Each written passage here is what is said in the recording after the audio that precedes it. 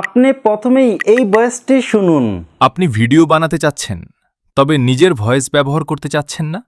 আপনার একজন voice artist প্রয়োজন, যে আপনার পরিবর্তে বাংলা ভয়েস ওভার দিবে, তাও আবার একদম ফ্রিতে। তাহলে আপনি হাসান উজ্জামান ভাইয়ের এই ভিডিওটি সম্পূর্ণ দেখুন। ভাই আপনাদের সবকিছু সুন্দরভাবে বুঝিয়ে দিবে।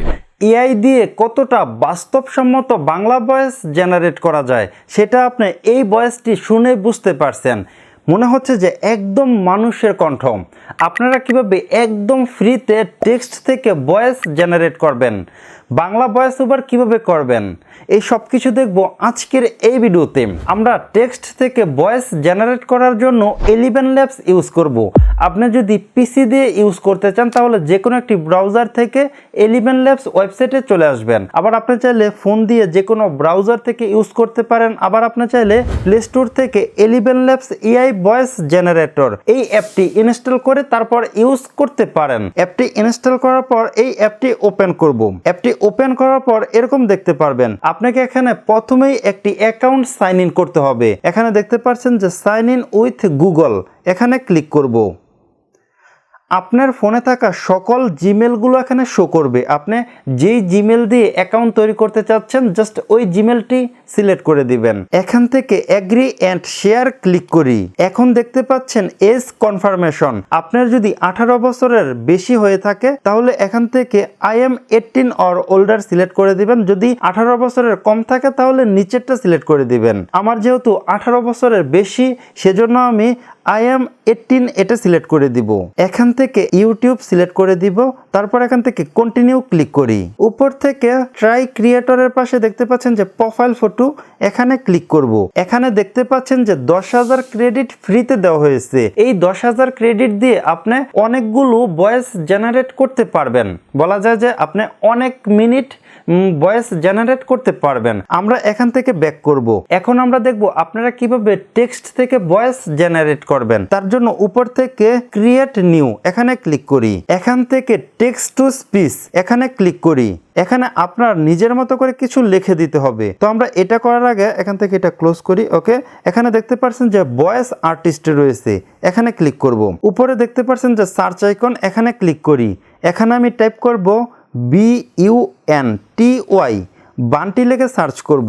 এখানে দেখতে পাচ্ছেন যে বান্টি নামের যেই ভয়েস আর্টিস্ট আছে তার 6 টাইপের ভয়েস রয়েছে। এক একটা ভয়েস কিন্তু এক একটা কাজের। প্রথমটা দেখতে পাচ্ছেন যে বান্টি পাঞ্চি, এটা আপনার হচ্ছে মোটিভেশনাল কোনো ভিডিও বানাতে চাইলে ওইটা ইউজ করতে পারেন। আপনি জাস্ট এখান থেকে এটার উপরে ক্লিক করবেন। এতে আপনি ভালোভাবে শুনতে পারবেন যে এটার কণ্ঠটা কীরকম, মানে ভয়েসটা কীরকম, কিভাবে কথা বলে ওইটা আপনি বুঝতে পারবেন। তারপর দেখতে পাচ্ছেন যে বান্টি ফ্রেন্ডলি অ্যান্ড ফান, এটা সিলেক্ট করতে পারেন। আর নয়তো নিচে থেকে ফানি বেস্ট ফ্রেন্ড এটা সিলেক্ট করতে পারেন।